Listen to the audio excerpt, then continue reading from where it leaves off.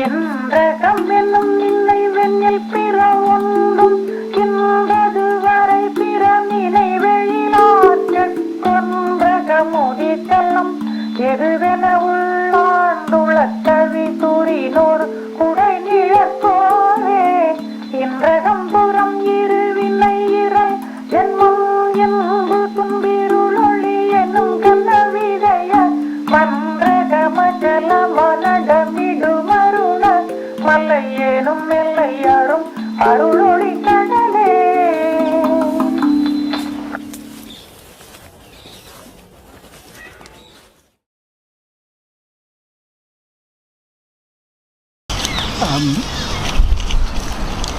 A few weeks ago when I was filmed in Hampstead Heath, I spoke about verses 16 to 20 of Upadēśa Undiyār. So this time I'm going to continue with the next 5 verses, verses 21 to 25.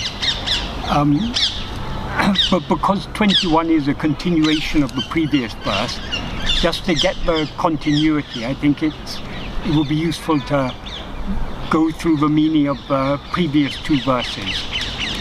In verse 19, Bhagavan said, when one investigates within, what is the place from which it rises as I will die. He used the expression Nantale Saindidam. That means literally I will bend down its head. But that's an idiomatic way of saying it will die. Jnana-vicharam idu. This is Jnana-vichara. What he means by investigating what is the place from which it rises as it is there referring to the ego, the first thought, the thought called I, and the place from which it rises is obviously ourself. The ego doesn't rise from anywhere outside, it arises only from ourself. So investigating what is the place from which it rises as is investigating what we actually are. And he says this is Jnana-vichara. Jnana means knowledge or awareness. In this context it means pure awareness. What our real nature is just pure awareness. It means the pure awareness that we actually are. Vichara means investigation. So this is investigation of awareness, of pure awareness, that is. Because the pure awareness is our real nature from which we rise as ego.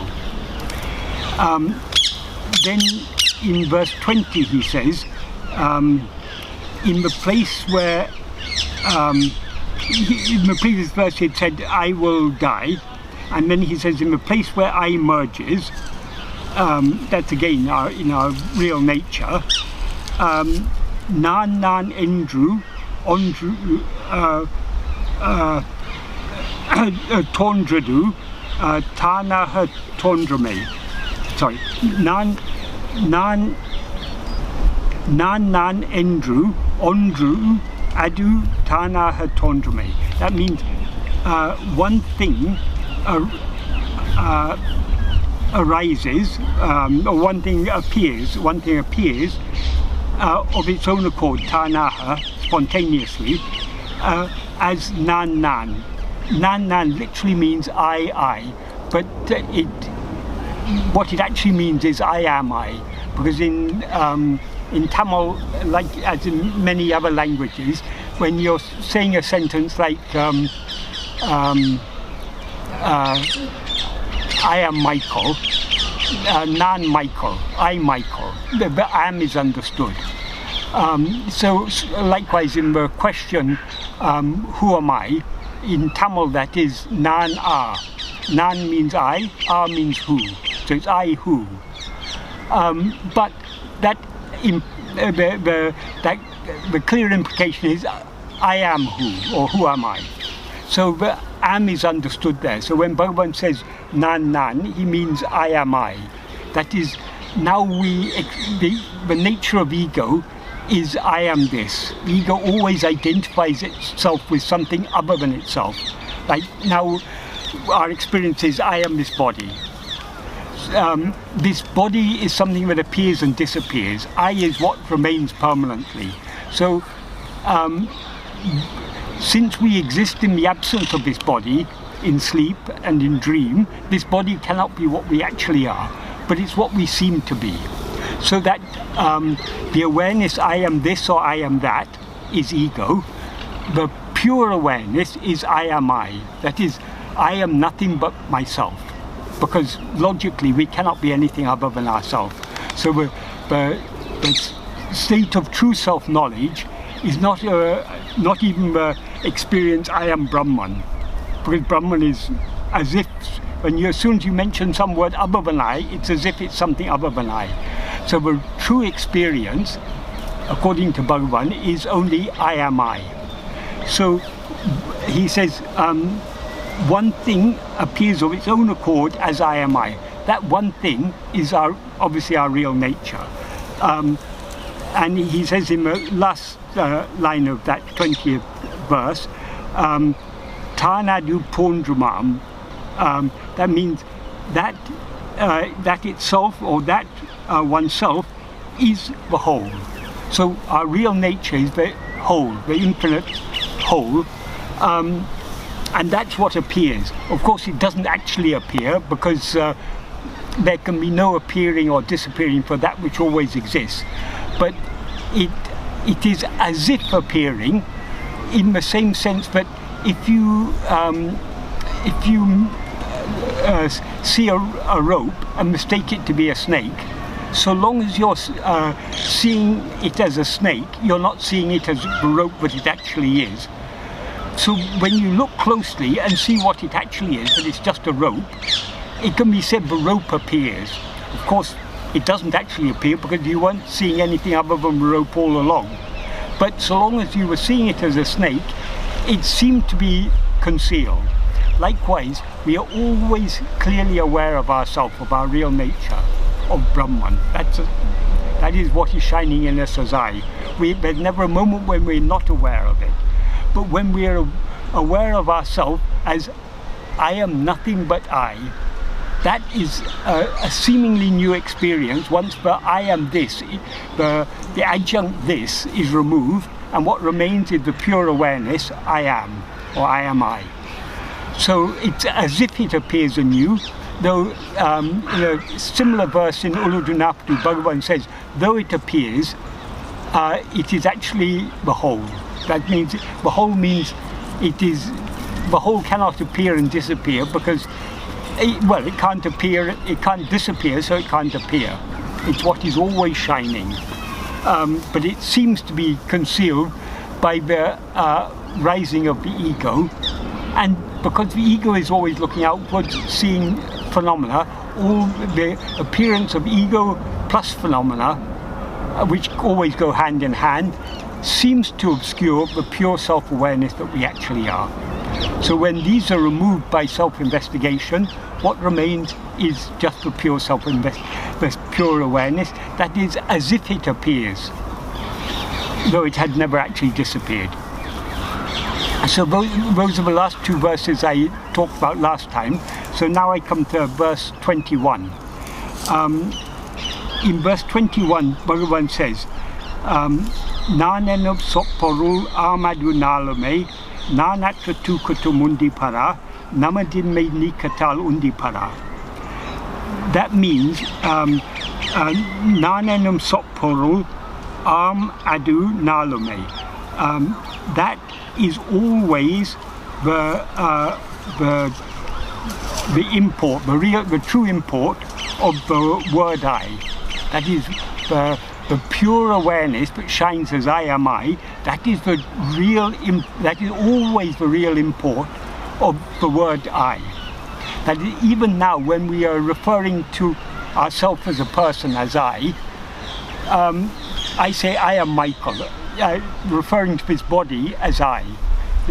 Michael is a name given to his body. So when I say I am Michael, or when I say I'm sitting, or I'm talking, or I'm thinking, or I'm doing this, or I'm doing that, all these are referring to a person as I. This person is not what I actually am, but it's referred to as I. But that is not the real import of the word I, because how am I able to experience this person, Michael, as I? If I wasn't self-aware, I couldn't be aware of myself as Michael. So even when I'm aware of myself as I am Michael, that's even when I rise as ego, I am aware of there is that underlying self-awareness.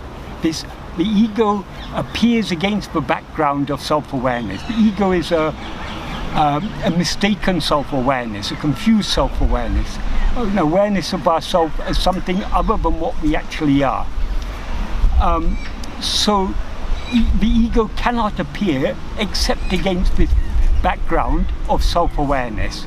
So what the word I actually refers to, but its real import, is always only that self-awareness. That is, even when we refer to ourself, to a person as ourself, it is because I'm aware of myself as I am, that without being aware of myself as I am, I couldn't be aware of myself as I am Michael. I am must logically perceive I am Michael. There can be no awareness of ourself as anything without the basic awareness of ourself. That basic awareness of ourself, according to Bhagavan, that is always the true import of the word I. And then he gives, in the next 2 lines or 2 half lines, he gives a logical reason for this. Nanatra tukutum undipara namadimme nikatal. Namadimme nikatal literally means because of the removal of our non-existence, or because of the exclusion of our non-existence. Nanatra tukutum means even in sleep, which is devoid of I. When he says sleep is devoid of I, he means it's devoid of ego. So since we do not, namadimme nikatal, as I say, literally means because of the absence or exclusion or removal of our non-existence. It's a double negative. It means, so the implication is, because we exist, even in sleep, when this ego doesn't exist, the real import of the word I is only the pure self-awareness that shines in all these 3 states. The pure self-awareness I am is shining in all these states. That is, we say I am awake, I dreamt, I slept. It's the same. There's one I. There's an underlying I. There's an I underlying all these 3 states. The difference between sleep and waking and dream is that in waking and dream we rise as ego and are aware of phenomena. In sleep, this ego subsides, and therefore there is no awareness of phenomena. So I plus ego and phenomena is waking and dream. I without ego and phenomena is sleep. That's the simple difference. But the underlying I, our real nature, is existing, not only existing in all these 3 states, it's clearly shining in all these 3 states. Even now, what we are aware of as I is nothing but the pure self-awareness. It just happens to be seemingly concealed in the view of the ego, because the ego takes itself as I am this, I am Michael. I am Michael is a false awareness. It's not what I actually am, because if I was actually Michael, I would be Michael even when I'm asleep. But in sleep I'm not aware of Michael, I'm not aware of this person. I'm just aware I am. So this person is an adjunct, something that is added to me and taken away from me. It's added to me in waking and dream, it's taken away from me in sleep. But I remain in all these 3 states. So this verse 21 is a very important verse, but even Bhagavan is reminding us that even now, what we are aware of as I, the real significance of this word I, we all use in our day-to-day talking and thinking, we're constantly, I is the center of our whole life. I am doing this, I am doing that, I want this, I want that, I hope this, I fear that. Our whole life is centered around this I. But the I around which our life is centered is this ego. But what underlies this ego, that is the real importable word I. That is the pure self-awareness that we actually are. So that's the meaning of verse 21.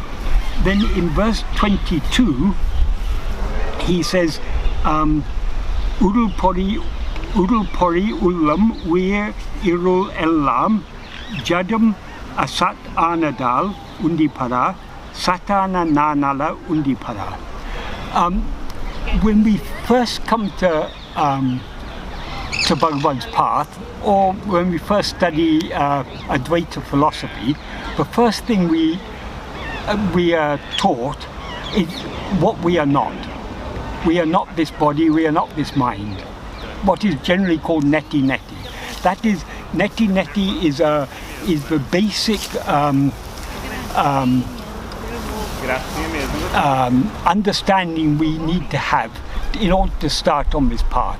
Because so long as we take ourselves to be a body, a person, any of these phenomena, if we're told to investigate ourselves, we won't be investigating ourselves, we'll be investigating what we seem to be. Now I seem to be this body, so if I'm told to investigate myself, do I start looking inside this body, dissecting it? No. Or do I start inspecting the mind? The mind means the collection of so many thoughts. No, because this body appears and disappears, the mind appears and disappears. So who am I? That's what we need to investigate. But in order to understand what it is we need to investigate, we need to first understand what we are not. So the basic Advaita philosophy and Bhagavan's teachings begins with this basic discrimination. But I am not this, I am not that. This isn't a practice. Some people wrongly think that it's a practice. But if you meditate, I am not this body, I am Brahman, you'll get that experience. It is not a. That is not the purpose of this basic these basic teachings. The purpose of the basic teachings is to make us understand. But we are not this or that or anything else. Anything that appears and disappears is not what we actually are. And therefore we have to focus our attention on what remains, what is always shining, that is the pure self-awareness, but remains in waking, dream and sleep. So this, but people, as I say, people often take this to be a practice, but just by meditating, I'm not this, I'm not that, you can achieve something. It's the purpose of understanding this is not to go on repeating, I'm not this body, I'm not this mind. It is to understand, if I'm not this body and mind, then what am I? To look within ourselves and to separate ourselves to isolate ourselves from all the phenomena which now seem to be I. So in this verse 22, Bhagavan is saying, after describing what is the practice, what is the result of the practice, the attainment, and thereby concluding that what shines after this ego dies is always the true important word I.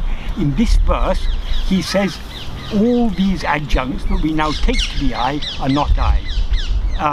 The list he gives is udul. Udul means body. He's referring to a physical body in this context. Pori usually means senses, but in this context it means mind. Ullam can mean heart or can mean mind, but in this context it means specifically intellect. Weir means life. They're referring to the pranamaya kosha. That is, so udal is the anamaya kosha, the so-called sheath composed of food, but in other words, the physical body. The Pori, which refers to the mind, is referring to the Manamaya kosha.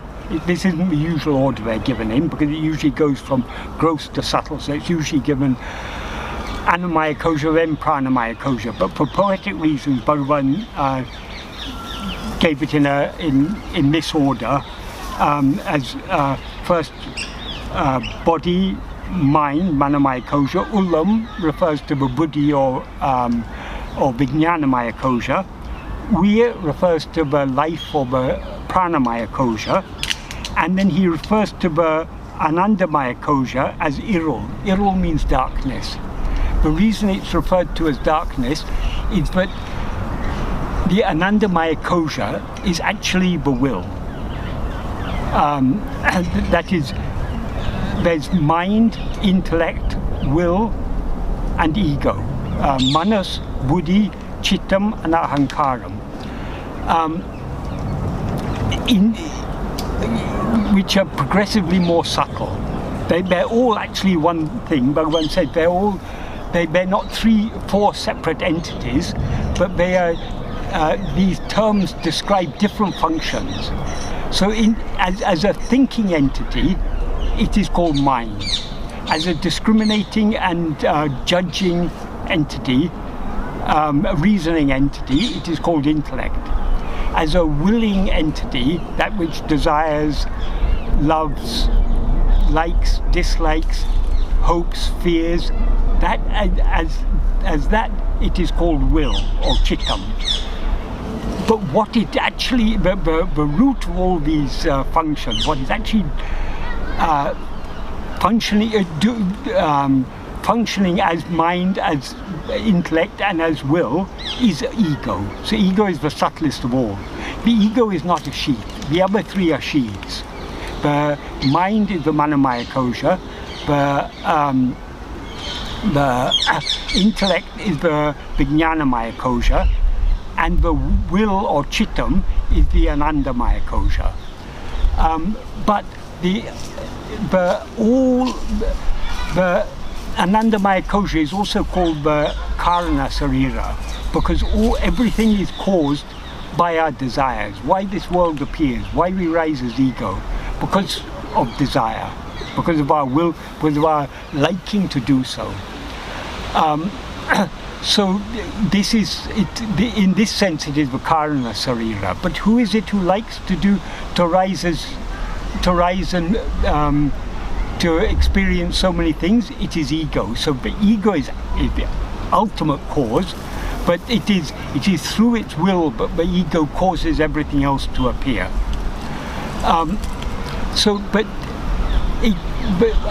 we can have desire for things other than ourselves only in the darkness of self-ignorance. If we were aware of ourselves as we actually are, we would be perfectly satisfied, because our real nature is infinite happiness.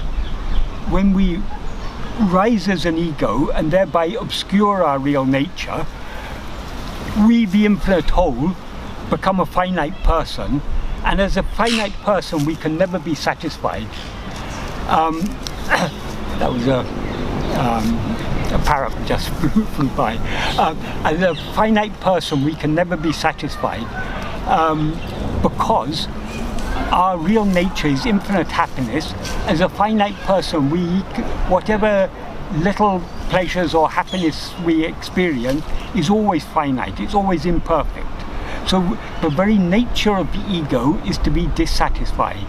And because of dissatisfaction, it desires so many things which it thinks will give it satisfaction. All the objects of this world, all the pleasures of this world, all the physical pleasures, the mental pleasures, the intellectual pleasures, all types of pleasures we seek, because we are dissatisfied, having been separated from our real nature, which is real happiness. But there's not actually happiness in any of these things that we desire. Happiness lies only within us. So this is a bit of a digression, but this is to explain why Bhagavan refers to the will, or the Anandamaya kosha, as Irul, as darkness, because it's the darkness of self-ignorance in which all these desires arise. So he lists them: Urul, Pori, Ullam, Weir, Irul. That's these 5 sheaths. Ellam means all. Jadam, they're jadam. They're not aware. The body has no awareness of its own. It's only because I experience it as I am this body, but the body seems to be aware. But what is actually aware, it's I who am aware of this body, not the body is aware of anything. Body is not aware. The prana, the life in the body, the breathing and the heart beating and all the metabolic processes, they are not aware. Even the mind is not aware. That is, mind is here referring to the collection of thoughts. The only thought that is aware, or that is seemingly aware, is the first thought I, that is the ego. But all the other thoughts are not aware. And according to Bhagavan, all phenomena are nothing but thoughts, and none of them are aware of anything. A thought is not aware of itself. It is the ego that is aware of all itself and all other thoughts.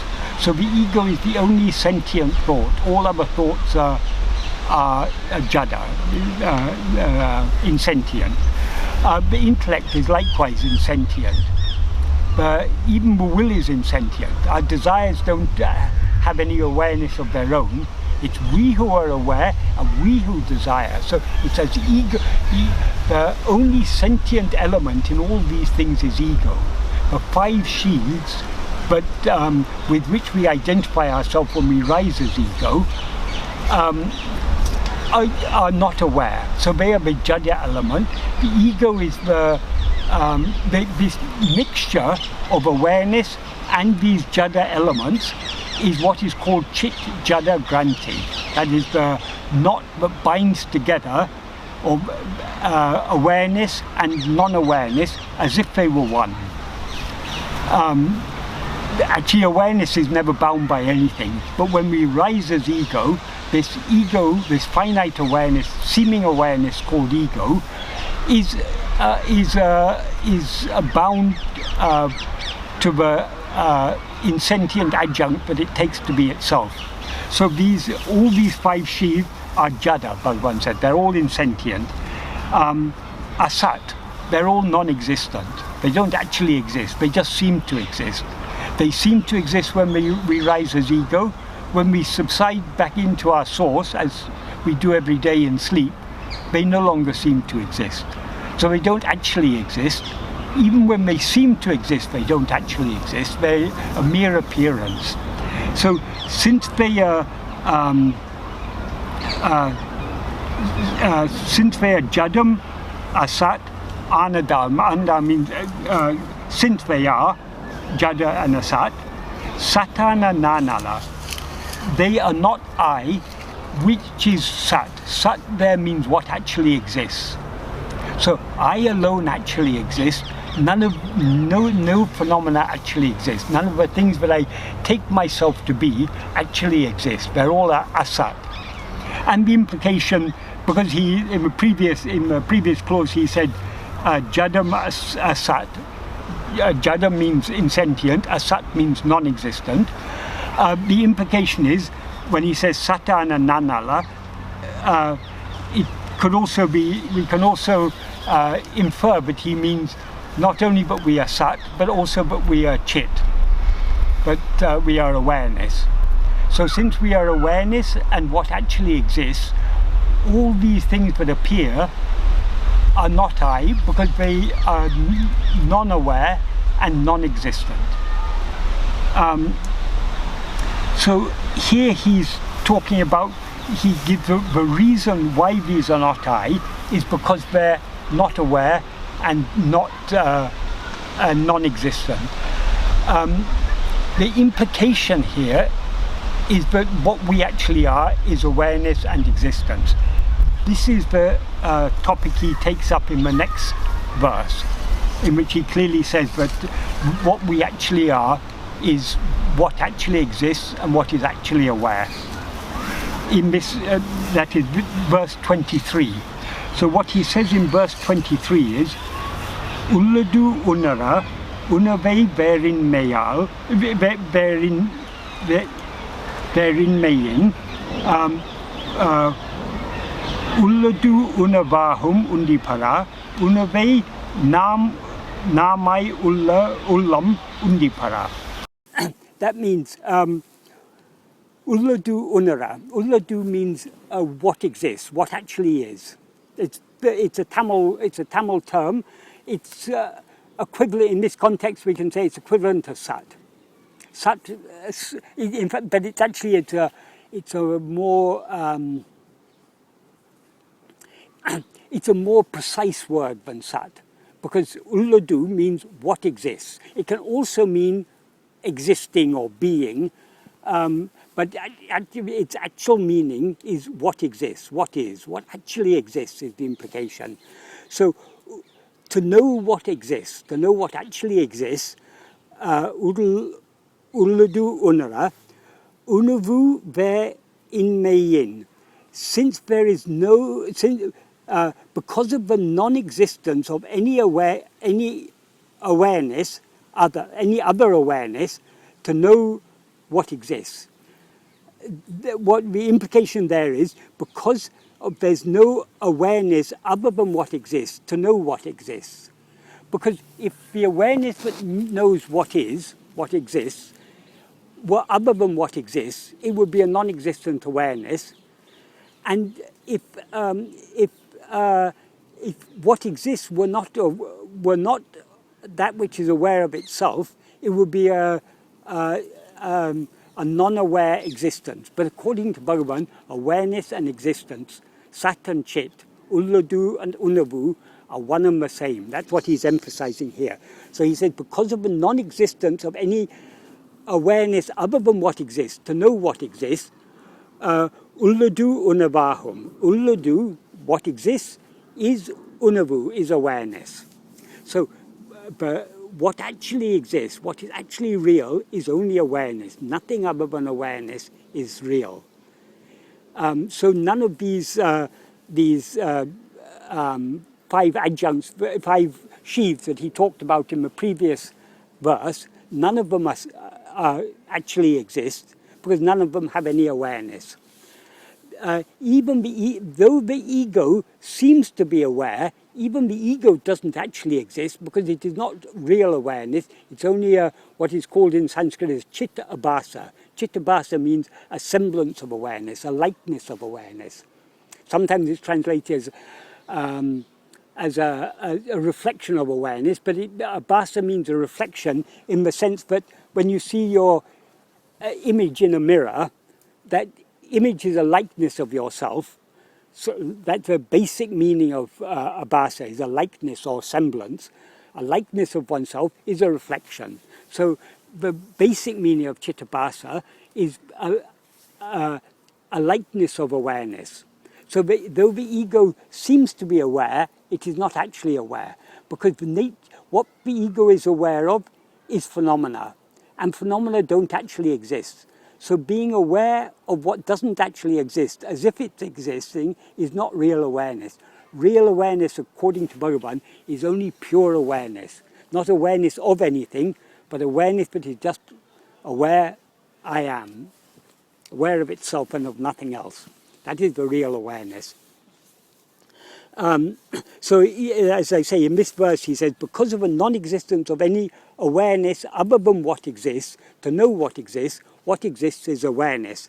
And then in the last line he says, Unave namai ullam. Unave means awareness alone. Unavu means awareness. Unave is an intensified form of awareness. It implies awareness alone. Namai ullam. Namai ullam means it exists as we. This is the way Bhagavan has expressed this. Ullam is actually a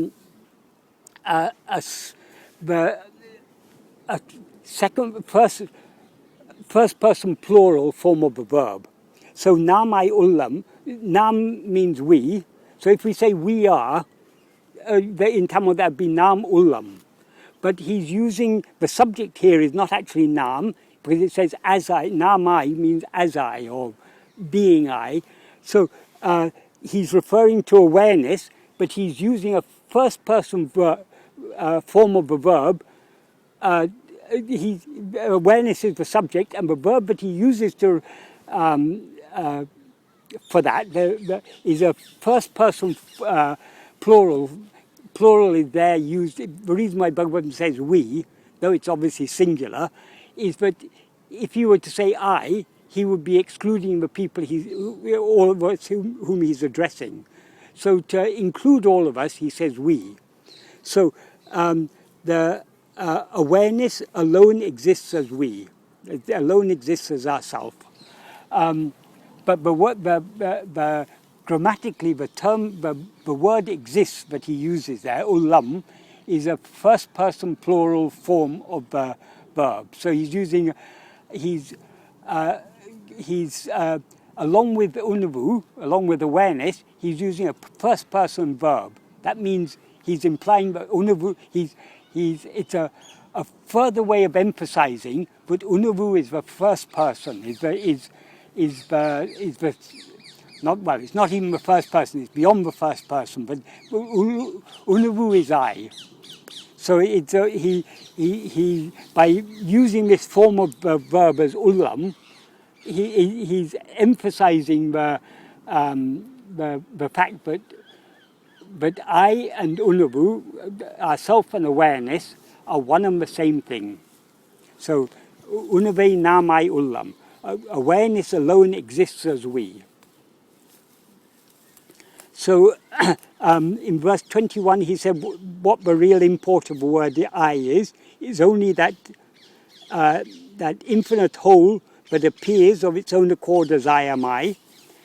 In verse 22 he says none of these five sheaves that we now mistake ourselves to be are I, because they're all Jada and Asat, they're all insentient and non-aware, non-existent. And here in this verse he says, what exists, since there's no awareness other than what exists, to know what exists is awareness. That awareness exists as ourself, as we. So he's emphasizing that our real nature, what actually exists is only ourself, and what we actually are is only awareness. We are not any of these insentient adjuncts that we now mistake ourselves to be. So these five sheaves that we now take ourselves to be, these are what in Sanskrit these are called upadi. Upadi means an adjunct, something that is not actually ourself, but seems to be ourself. It's something that is to which we join ourselves, which is it's an adjunct to ourselves, but it's not what we really are. So this is the subject he takes up, he discusses in verses 24 and 25. In verse 24 he says, Irukum ekayal isa jivagal oruporale aba undipara upadi unave verundipara. Irukum ekayal means by nature which exists. That means in their nature which is just existing. In other words, their nature, implication is in their nature which is ulladu, which is what exists. Irakum ekayal, isa jivagal, that's God and soul. Oru porle aba, they are one substance, one vastu. That is, we and God are one and the same. In our nature as ulladu. So now we seem to be something separate from God because we've risen as ego and taken ourselves to be this person. Obviously this person, Michael, is not God. But in my real nature, just pure as pure awareness, pure existence, ulladu and unavu, in my real nature as such, I and God are one and the same substance, because God is nothing other than the same ulladu, the same. There's only one thing that actually exists, whether we call it God or whether we call it ourself. So when we remove all our adjuncts, and remain as we really are, as just what exists or what is aware, we and God are one substance. Oru porleaba undipara, upadi unave verundipara. Upadi means, as I said, it means adjuncts. Unavu, it means awareness. Unave means only awareness. Veru. So only awareness of adjuncts is different. Obviously, adjuncts and our awareness of adjuncts are one and the same thing, because this body, this mind, this intellect, this life, this will, all these five sheaths, they don't exist independent of our awareness of them. So, upadi unavu, awareness of adjuncts, is the same as adjuncts. Adjuncts are nothing but a false awareness.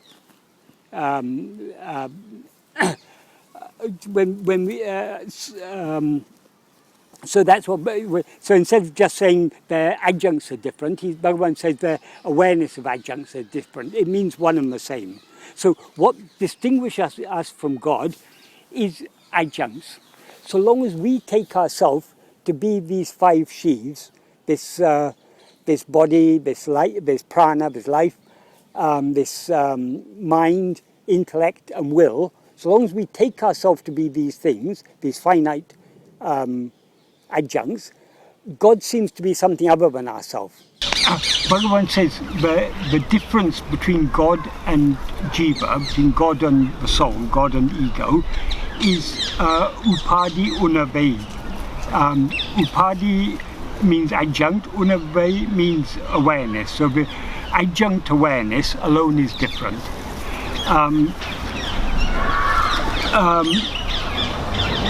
The adjuncts that we take to be ourselves are these five sheaths: this body, the life in this body, the mind, the intellect, and the will. These five make up the whole person that we take ourselves to be.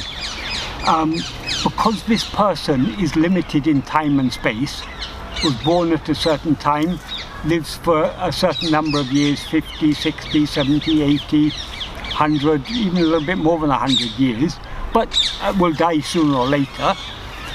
This person is limited in time, this person is limited in space, occupies only a small, very small area in space.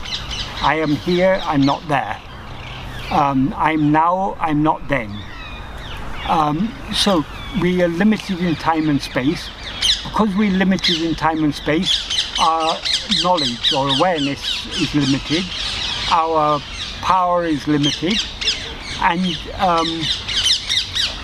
we also we are not able to, as this finite person, we're not able to have infinite love. Our love is finite. Some things we like, some things we dislike. Some people we are very fond of, some people we are not so fond of. So likes and dislikes, all these are there. So this is all a finite form of the infinite love that we actually are. So because our knowledge, our awareness, our power and our love are all limited, we think of God as all-powerful, having infinite power. We think of him as all-knowing, having infinite knowledge, knowing everything. We think of him as all-loving, loving everything. So, whereas our adjuncts are to have limited knowledge, limited awareness, limited power, limited love, God is unlimited in all these respects. That's in our view. In the view of God, there are no adjuncts at all. So even the adjuncts of God, even all the divine qualities that we attribute to God, exist only in our view. What God actually is nothing but our real nature, which is just Ulladu and Unavu. Ulladu is pure, is what actually exists, pure being, and Unavu is pure awareness. That's what God actually is. But because we have seemingly separated ourselves from God. We think of him as having all these qualities. But there's a slight contradiction here, because we think we are limited, and because we experience ourselves as separate from God, but we think God is unlimited. If God is unlimited, as all the theistic religions say, then if he's infinite, we cannot be other than him. But most theistic religions are dualistic. They say God is other than ourselves. If God is other than ourselves, then he is finite. Because if we are something other than God, if we are, in other words, if we are not, if God and we are two separate things, we are thereby making God finite. So we can't have our cake and eat it. We can't say God is infinite and say God is separate from ourselves. If God is infinite, we cannot be other than him. If God is something other than ourselves, he's finite. We can't have both ways. But according to Bhagavan, God is our real nature. We and God are one and the same substance. So he is infinite. As a jiva, as an ego, we are finite, or seemingly finite. So this is the difference between us and God. But in our actual, in essence, in our real nature, in our being, we and God are one and the same substance. And that's verse 24. Then in verse 25, he continues the logic of the previous sentence by saying, Tane upadi vittu ovadu, tan isan tane unavadam undipara, tanaha olivadal undipara. Tane upadi vittu ovadu means knowing oneself, leaving upadis, leaving adjuncts. That means knowing oneself without adjuncts. Now we know ourselves with adjuncts. I know myself as I am Michael. If I know myself without adjuncts, that means knowing myself just as I am. So that's what Bhagavan means by knowing oneself without adjuncts. So knowing oneself without adjuncts, tan, that itself, isan tane unavadam. Knowing oneself without adjuncts itself is knowing God. And here, isan means God. Tane is the accusative case form of tan, but here it's used as a tan is used just as a case carrier. So actually, isan tane means isane, the accusative case form of God. So knowing oneself is knowing God. Knowing what, but Bhagavan qualifies that, knowing oneself without adjuncts is knowing God. When all adjuncts are removed, what remains? What we actually are. So knowing ourselves as we actually are without adjuncts, that itself is knowing God. Why? He gives the answer in the last line, Tanaha olivadal undipara. Tanaha means, sorry, Tanai olivadam vadal. Because God shines as oneself.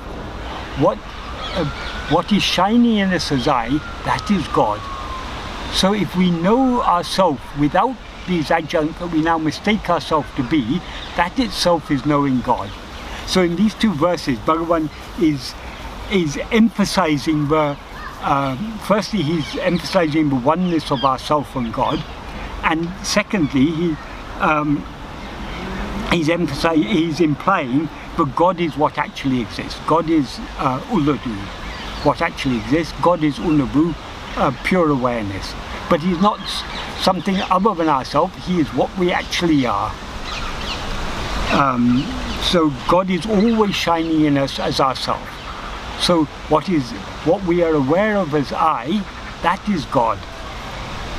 So all these verses are connected to explaining what are, he begins in verse 21 by saying, but what remains when the ego dies, that is the real import of the word I.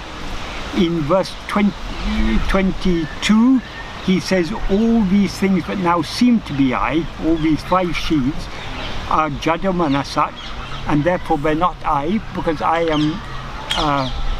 am Sat and I am Chit. I am what actually exists, and I'm awareness. Then in 23 he says, he emphasizes the oneness of Sat and Chit, of Uladu and Unavu, of what exists and what is aware. Since there's no awareness other than what exists, to know what exists is awareness. And that awareness exists as ourself. And then in 24 he says, in our nature as being, in our being nature, we and God are one substance. That is, Jiva and God are one substance. Soul and God are one substance. Only the sense of adjunct, the adjunct awareness is different. And in verse 25 he concludes by saying, therefore seeing oneself without adjunct, knowing oneself without adjunct, is knowing God, because God shines as oneself. So Bhagavan, these verses speak for themselves, but Bhagavan summarizes the whole of his philosophy in these verses and emphasizes that all we need to do is to know ourselves without adjuncts. If we know ourselves without adjuncts, that is knowing God, that is knowing Uladu, that is knowing Unavu, that is knowing what actually exists, that is knowing real awareness.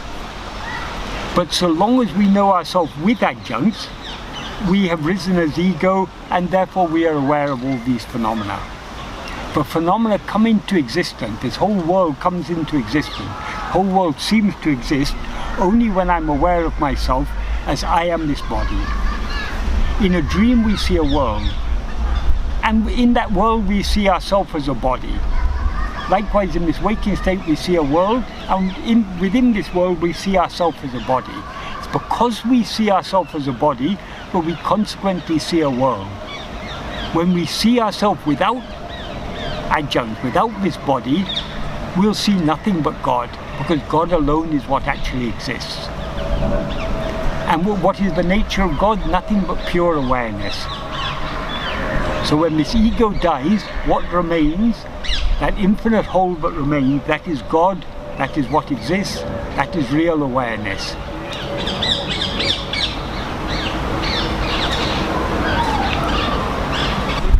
Therefore, what is most important is what he emphasizes in this verse 25, knowing ourselves without adjuncts. How to know ourselves without adjuncts? We need to investigate ourselves. Now we're aware of ourselves mixed with adjuncts, so we need to isolate ourselves from all these adjuncts by focusing all our attention, focusing our whole awareness on ourselves, and thereby excluding all other things, all these adjuncts from our awareness. That's what he means by Upadēśa, leaving adjuncts. Tanne Upadēśa Undiyār, knowing oneself, leaving adjuncts or without adjuncts. So we have to isolate ourselves from all adjuncts, and we can do so only by focusing our entire attention on ourselves. This is what he had said in verse 19, Jnana-vichara midu. This is Jnana-vichara. This is investigating ourselves, investigating the awareness that we actually are.